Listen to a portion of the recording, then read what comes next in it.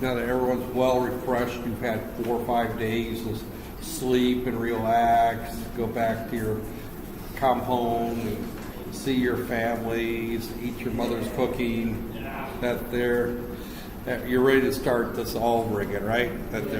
So, okay, a couple of things I have not set up the e-learning pages yet for this class.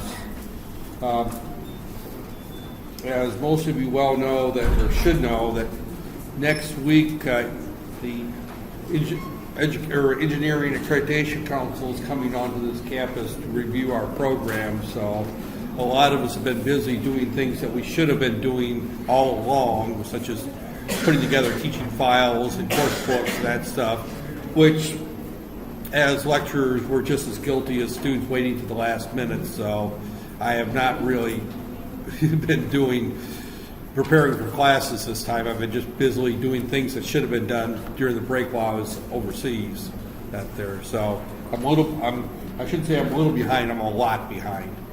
But I'll get caught up by the end of the day, since today is our deadline to get our paperwork in. So I have set up the Facebook group for this course. For those who are not, remember, I have 2 Facebook pages and I can't get to my internet here, so I can't show the Facebook pages, but there's one Facebook page that you'll see a picture of myself and my wife. That's the one you want to go to, because that's the one that's got the group and asked to be added to the group for the microcontroller class. I made it a closed group this time instead of an open group. And the only reason I made it a closed group is if I do decide to post something on there I don't want out in the public domain. And sometimes I make comments in my lectures that I don't necessarily want in the public domain although I think my lectures on YouTube are pretty much wide open.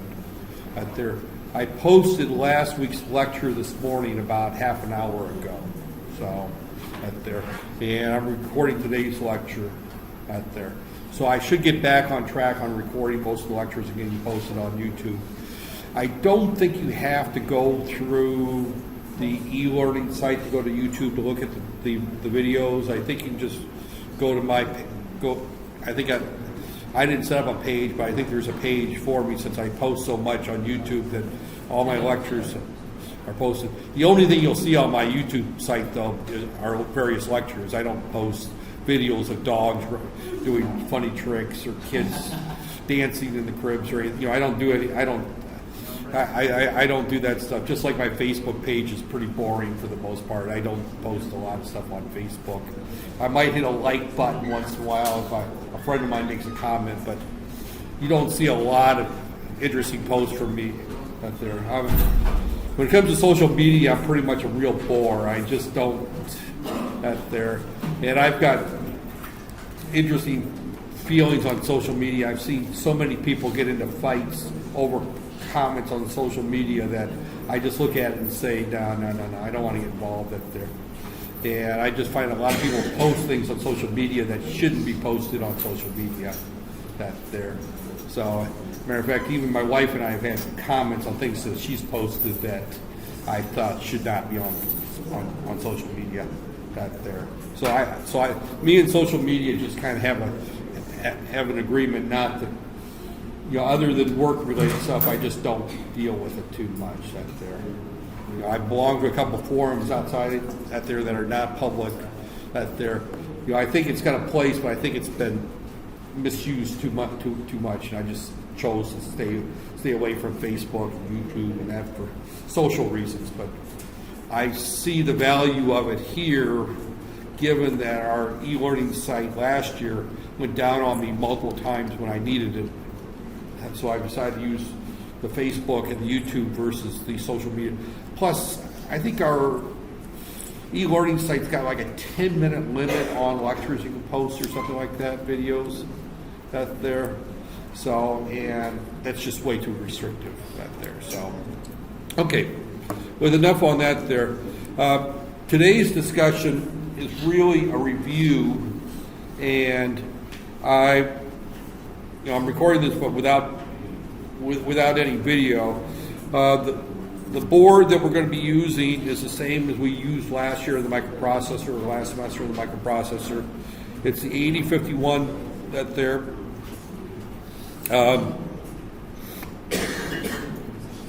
That the board, it looks like this. I'm holding it up, but let's see here, desktop stuff.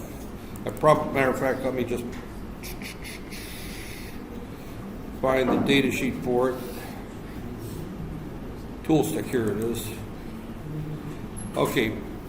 Oh, this is for the tool stick. This is not for the board itself, but the tool stick is this piece right here. Actually, our tool stick looks a little different. It has a plastic case around the outside of it, right there. This end is the same.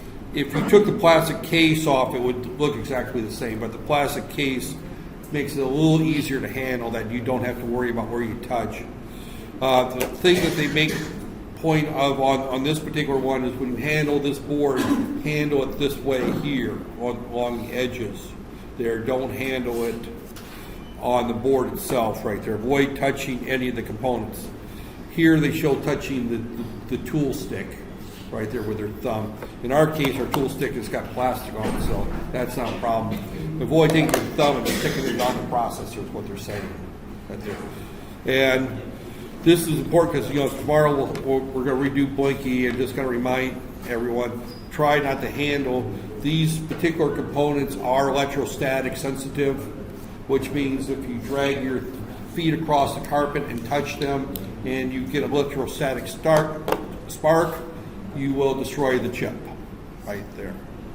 Now, I will kind of make a comment that is not as much an issue here in Malaysia as it is in the United States, because in Malaysia the air happens to be a lot more humid. There's a lot more humidity in the air. Therefore, static electricity doesn't build quite as readily as it does in drier countries. I worked for a company many years ago, Bagbox. We had a problem out in our assembly line where we were popping, amplifier boards left and right. We just couldn't figure out what was going on. We were making a product for the Navy, and about 15% of them were coming to the final inspection line dead. They were not working. And of course we do it, as all good engineers, we take a dead one and we try to figure out what's wrong with it. But there we discover that it's got a blown operational amplifier, an op amp, a 741 op amp in it, and then we checked a couple more, and they all have the same blown 741 op amp. And we sit there and figured out, all right, the op amp wasn't blown before we put them in, because we did in-product testing. When they came into the factory, we tested all of our op amps. They were all perfectly good. There wasn't a problem with them out there. And then we checked again as they were coming out of the assembly process. They were all good there. And then by process elimination, we discovered that we had an operator that had brought a piece of carpet from her home, because our factory floor was made out of cement, just like most factory floors here are made out of cement. And everybody in this room is under the age of 22, 23, so you don't have bad backs. But this particular woman that was operating that station was in her 50s or maybe early 60s, and she had a backache, and so she found that if she brought a piece of thick carpet from home, it softened the floor and it made it easier to stand at her station. That there. Well, we put a grounding strap between the operator and a static pad in order to prevent static electricity. Well, as it turned out, this particular static pad had a bad wire in it that was broken, and every time she picked up a board, she ran the risk of frying the ICs on the board. And about 1 out of every 10 to a little bit more than 1 out of every 10 boards she picked up, she destroyed. That there. So as a result, when it went on to the final testing, they weren't tested again until final testing, these boards were, that we were throwing, we had 15% scrap at the end of the process. And each one of these is a $300 piece of equipment. That there, and we're making somewhere around 3,000 to 4,000 a day. So if you're throwing away 15 out of every 100, you're throwing a lot of money in the trash can at the end of the day. All over a 50-cent broken wire.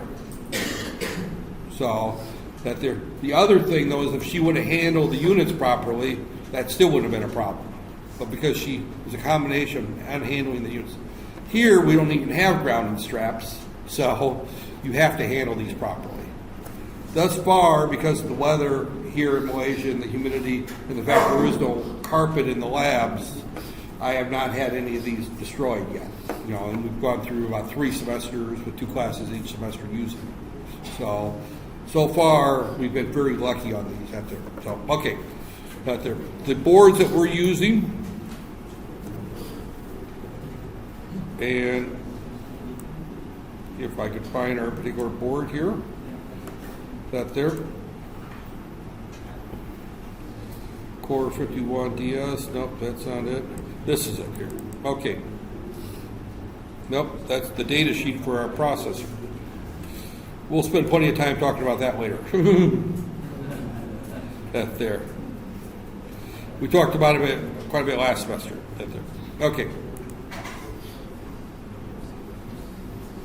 All right, well, let me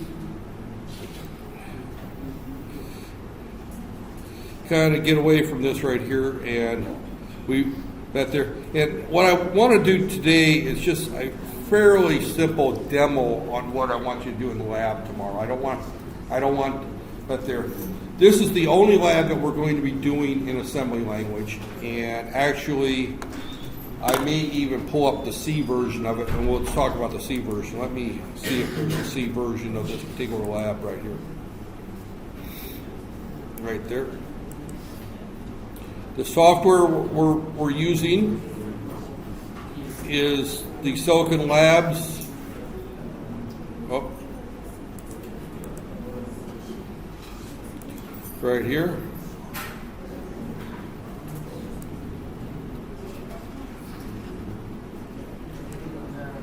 And I realize it's been a while. The software we're going to be using tomorrow in the lab is called the Silicon Labs IDE. There's another version of the software that I have not played with that I may switch to later in the semester, and it's called the Simplicity Studio. It's supposed to be a little bit simpler out there, and I may be switching over to that particular. It's got some issues in that it has multiple files. The libraries are kept separate out there. But for right now, we're going to stick with the same thing we used last semester. And that's the Silicon Labs IDE right there. And if we look at Blinky, and this is the C version of Blinky right there. This is, and let's just use the C version. Let's just talk about the C version, because last year we stuck pretty much with straight assembly language. So let's just talk about the C version that there.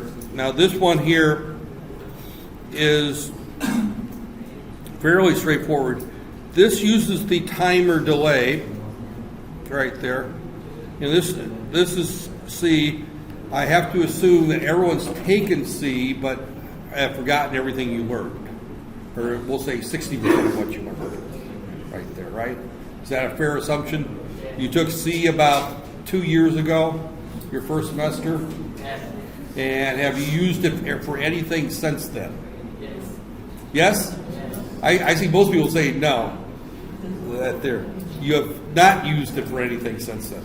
So this will be the first that there. And unfortunately, you know, this is kind of a funny thing about your curriculum here, that is that you take C and MATLAB early on in your curriculum, and as I look at other courses, there's a few courses that might touch on MATLAB, but you don't do a lot of C programming in any of your other courses.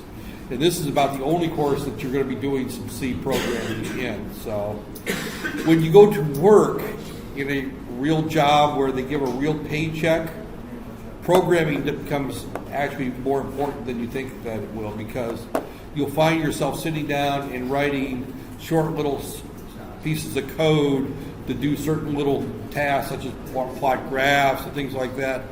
Some of that you'll do in Excel, Excel is a very powerful tool that engineers use, and I don't know how much Excel, how much Excel they teach as far as doing graphs with spreadsheets and how to do data analysis with Excel. Excel is an extremely powerful tool, and most engineers use it a lot.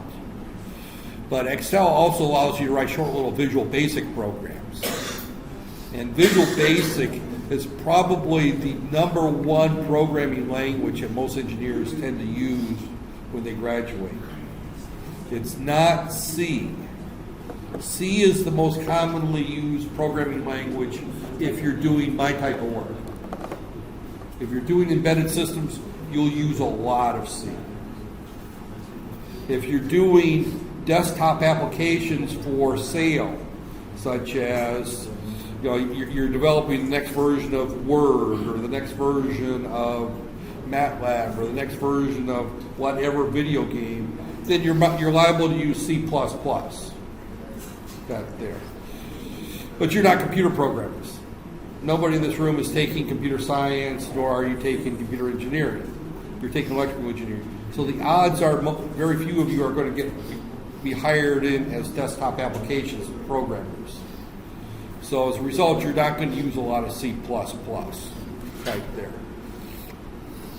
If you find yourself in the position of doing embedded systems, which some of you might, there's not a huge differentiation in Western job markets, at least, between an electrical engineering and electronic engineering graduate. They're treated pretty much as equals.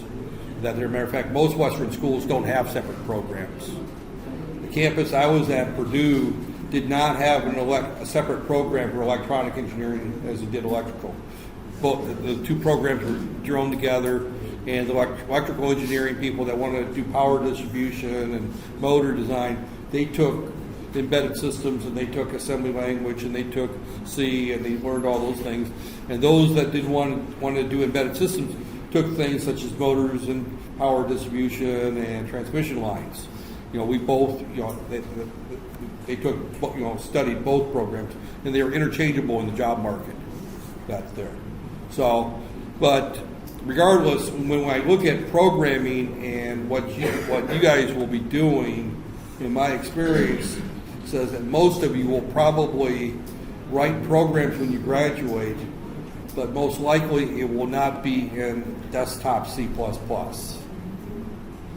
Most likely it would be in Visual Basic, or it would be in C if you were working in the embedded world. But those are the two languages you would use, and you would be using programs such as Excel more than you would be using programs such as MATLAB. Because most engineering reports tend to be data analysis. And you might use some SPSS if you're doing some troubleshooting analysis. I don't think they teach SPSS in the program here. They teach more MATLAB. Okay, getting back to what you're going to do in the lab tomorrow is you're just going to make the light blink. Not a very impressive lab, right there. Hopefully our labs get more impressive as the semester goes on, right there. So, a few things, just kind of going over a standard C program. The first thing you should have in any standard C program is you should have a title block. And I'm going to close this window here. We'll open that back here. This is a title block right there. And the title block is nothing more than a bunch of comments. They tell the person who opens the program what it's supposed to do. Right there. Copyright. This is a copyright program. Silicon Labs put it out about 3 years ago.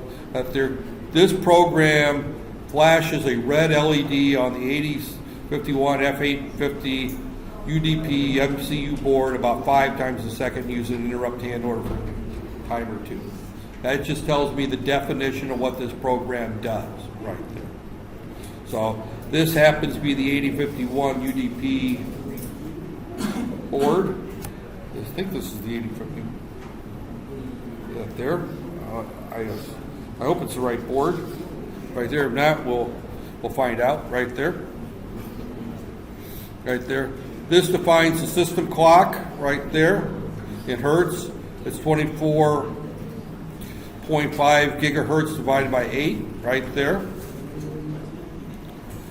That there. This sets up the timer right there. System timer to generate interrupts at a 10 hertz rate right there. And this put in a delay just right there. I'm not sure. I think yeah, okay. Delay 1. Actually, this particular one does not look like it's using the interrupt. Actually, I've modified this one where it does not use the interrupt. This just simply does a timer. I'll just plug it in and see if it works out there. The only thing that would be different is the port, and our LED is on port 1, bit 1, and yeah, that's the right pin right there. So this is on the right port. I can tell that by looking at the board. It says that I've got an LED at P1.1 and P1.0. So going back to that there, I have a couple include lines right there. These are the two include lines, the 8051 definitions.h. Those specify what the special function registers are. And then the compiler definitions that there. I define a bit as an LED. That is just simply mean that we're defining a single bit, and it's at special function register port 1.1. That means it's port 1, bit 1. Port 1's got 8 bits to it, 8 bits port 1.0 to port 1.7. So if I look at this board, I will see that I've got a port 1.0, and a port 1.1's got an LED, and then I've got a couple buttons on 2.1 and 1.7. So this is a relatively simple board. We will talk later about the Watchdog timer. This is actually a program that I modified and been playing with. I initialize the port. When I initialize the port, all I'm doing is I'm simply enabling it as a push-pull output right there, and I'm enabling the crossbar, and we'll review those things later up there. The goal here is just to go through the process. I'm not using the timer this particular lab right here up there. I'm just using a function called delay right here. So all I'm doing in this particular one here is that so this particular, I could actually just go ahead and comment this line out because I'm not using it. Comment this line here out. I'm not using those two lines here. Because all I'm doing here is I'm just while one, which means while ever, forever. That there. I've known some people would compile their code and they would put an until at the beginning. At the end, it would say until hell freezes over, and hell freezes over is equal to 0, right there. In other words, we're going to run this program forever, right there. While forever, right there. So, and all we're going to do is we're going to turn the LED off if it's on, and turn it on if it's off, and we call a delay right there. And this delay just simply counts it right there. That there, and it's a relatively short delay, 5, so this thing may blink quickly. We can always change that right there. Our process is very simple. We plug our board into where's our tool stick? Our board goes into our tool stick, and it goes into this little extender right here. It looks just like this right here. I'm holding it in front of the class, obviously. I plug this in. Now, with a little luck, it's already got the driver installed. And mine, that there. So project, we just rebuild the project. And view, I want to put the output window on here because I want the output window to tell me whether there's any errors. I should get a warning here. And my warning is that I've uncalled segment ignored. Remember I commented out that function, so it just ignored that there. So once I have that there, I can then connect this. If I'm lucky and the driver's installed, it will connect. If not, we have to install the drivers, and we'll deal with that there. I download this code to the board, and then I run it. And nothing's working.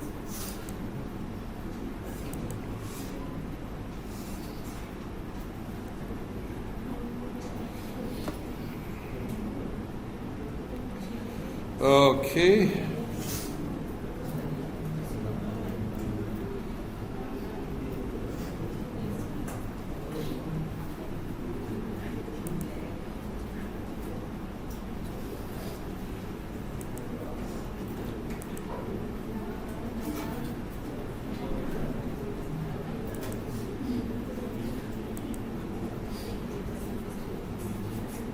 And it never gets to LED blink.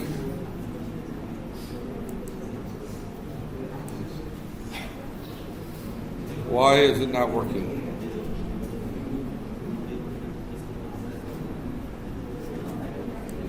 Well,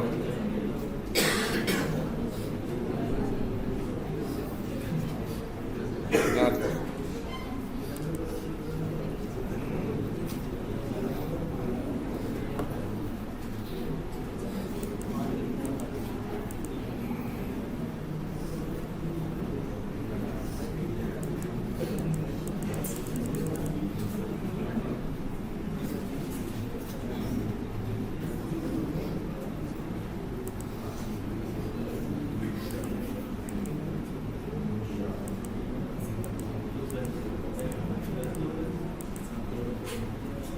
LED is equal to 0. Turns the LED on.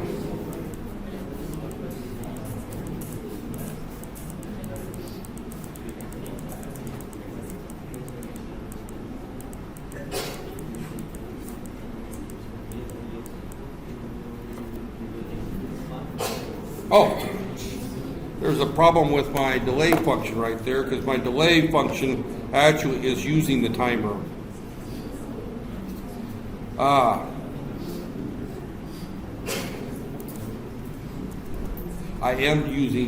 I lied to everybody. I am using the timer.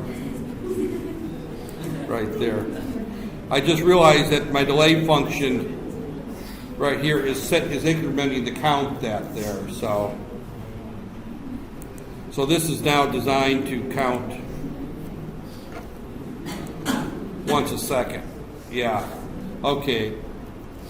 So I lied to everybody. It is using the out there. That's what happens. I wrote this program 6 months ago, and I haven't looked at it since then, or 4 months ago. At there. What this particular program is doing is I changed it to where it would increment it once every second, essentially, by putting in this delay function right here, right there.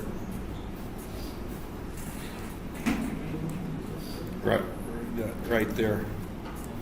If I pull this delay out, if I did this and did this and did this, that looks like the original code. So now if I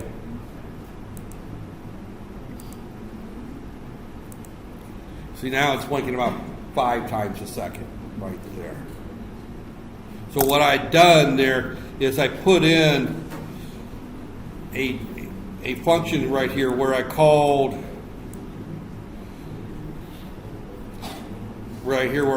delay 1 right there, and that gave me a 1 second delay is what that did right there.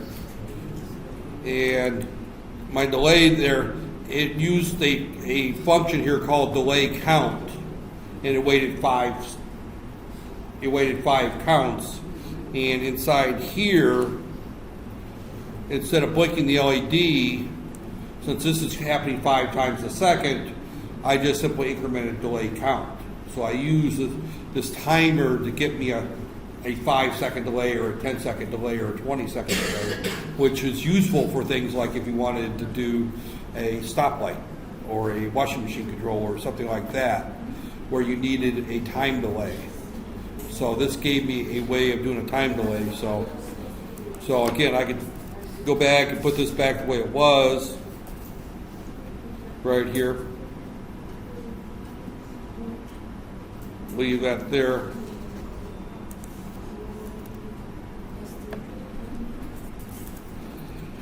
And if I did this, then I got a 1 second delay. Right there, and you can probably count this as I run this. It's going to come on for about a second, off about a second, on about a second, off about a second. I put in 5 seconds here, and this will be forever.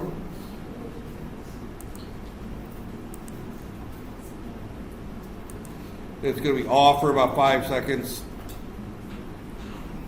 And then I'll come on for about 5 seconds. See, now it's on, and then it'll go off for about 5 seconds, and then on for about 5 seconds right there. So, so this is a way of doing a variable delay.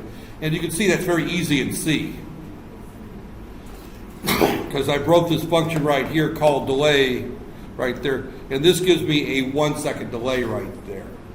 And it's using the interrupt right there, because this right here, this 5 is what gives it the 1 second delay, because I know that my interrupt is about 5 times a second. So 5 times a second, delay count is incremented by 1 right there. So this gives me a 1 second delay, and then up here, I call how many seconds I want it to delay. So in this particular case, I said 5. I can change it back to 1 right there. And now it's going to do the 1 on, 1 off. Right there, 1 on, 1 off right there. So it's a fairly straightforward right there. But this is the C code right there. As a matter of fact, let me save as desktop blinky start.c, and I'm going to put that on the Facebook page, so tomorrow you'll have that to start with right there. So, and that'll be the basis of all of our C code from here on out. So that there, as I said, I don't think we did anything with C last semester in the microprocessor course. We were pretty much straight in assembly language. So let's just jump right in and look at a C code. This is, again, I have not taught any C, I have not reviewed any C, but it's a straightforward version, piece of code, that all we're doing is we have 3 functions that we've defined. We define main, it's of a type void, and we'll review C probably starting about the week after next. We'll go through a review of C right there. The watchdog timer, we have not done anything with the watchdog timer yet. So if we're not going to do anything with the watchdog timer, we have to disable it. The watchdog timer is a piece of hardware within the microprocessor or microcontroller, the 8051, that if we enable it, we have to write a 1 to a particular bit on the watchdog timer, or we have to tickle the dog, as a lot of people will say. That we pet our dog once every so many seconds, otherwise our dog will start barking. And when our dog barks, what he does is he resets our processor. That there. So we don't want this thing resetting our processor after half a second. Right there. We want it to just basically that there. So we set up our port. We are only using 1 port in this particular case. We're using port 1.1 as an output, so we have to enable the crossbar. If we use any of our ports, we have to enable our crossbar. You might remember that from last semester. If not, that's a quick review. And we're just setting our port 1.1 as a push-pull output right there, which means that we can turn it on or turn it off right there. It's a push-pull output, so it can drive the LED right there. We enable our interrupts. If we don't enable our interrupts, the timer interrupt will not work. We set up our timer interrupt. We'll go through and review how that's done in more detail later, right there. we write a 0 to the LED, which basically turns it off so we know what state it is. And then we go into this infinite loop that all it does is just toggles the LED and delays 1 second. The 1 second delay is that there. Now the 1 second delay, why it didn't work right the first time, is it's relying on this value delay count is less than 5. When I disabled the interrupt, delay count was never incremented, because delay count is incremented within the interrupt, right there. So all this is doing is it's waiting for delay count equal to 5. This is our port initialization. I talked about this. Our timer interrupt we'll talk about in more detail later. That's how we set up our timer where it goes 5 times a second, right there. And then every time, 5 times a second, our timer will interrupt the processor, whatever it's doing. It just stops the processor and executes what code is there. And what code it executes is very simple. It clears the interrupt. It says, all right, I've been processed, I've dealt with it. Start the next 1/5 of a second timer. And then it increments our delay count right there. The original that I did not change the header file, all I did was toggle the LED. In this case, I didn't want it to toggle the LED. I wanted to increment the count so that I can control how often I toggle the LED. So when I call timer interrupt once, right here, I passed it NSEC. When I passed it 1, it went through this loop 1 time. If I pass it 2, it'll go through the loop 2 times. Before it toggles the LED. And this loop will take 1 second roughly every time we go through the loop, because we set our interrupt to go once every 1/5 of a second. So this is a straightforward that there. Again, I would suspect after a semester of C 2 years ago, you look at this the first time and you go, huh? But by after tomorrow's lab or Monday's lab, you should be able to look at this, at least understand what's going on in this code. The only thing I don't expect you to understand is this function right here. This function here, that's kind of Greek at this point, or Russian, or whatever language you don't understand. There. It might be English if you don't understand English. There. But it's completely, this particular block of code probably doesn't make any sense. This block of code should make some sense if you remember a little bit last semester about what P1 mode out is. And X bar 2 is, those are special function registers. Mode 1 out means that I write a 1 for every bit in that special function register. I want the output to be a push-pull. I write a 0 to any outputs I want to be open collector, right there. So X bar 2 is a special function register that if I write a 1 to the 6th bit, it enables the crossbar. And of course, remember that one document I put up there that we'll have plenty of time to look at that. Those are explained in that document. They're also explained a little bit in that configuration wizard we'll talk about later on that there. So the lab tomorrow and Wednesday is basically to duplicate this.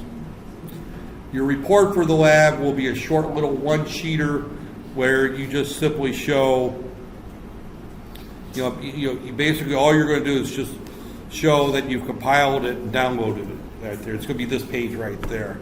You can't really show me that it works, because the only way you know it's working is you look at this thing and it blinks right there. But since I gave you the code, if you're able to compile and download it, it should work right? You're not writing any new code here, so you should be, you should not have any trouble doing this first lab. There's no, that there. The only thing would be is if I was to ask you, change this to blink for every 5 seconds instead of every 1, and that would be very simple. You would just change this 1 to a 5, stop it, recompile it, re-download it, rerun it. 3 seconds.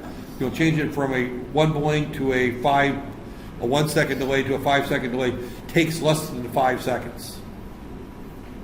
That there. And believe me, back in the days when we used to burn EEPROMs, that would be a 40-minute job, making that simple change. That there.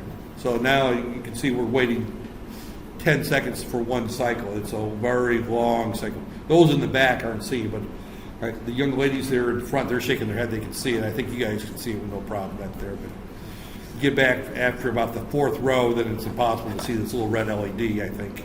I don't know. Can you see that in the back where you're at there? Red LED blinking? Can you guys see it back there? Yeah, okay. Right there. So, but that's really the simplest thing. And we canceled last Friday because it's easier for me to discuss it today. One group does it tomorrow, then the next group does it on Monday, and next Thursday we'll probably pick up on the material, and we'll probably have a couple of weeks before we do the next lab.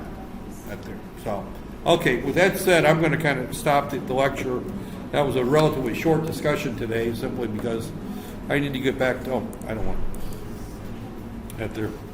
Relatively short discussion. I'm going to go ahead and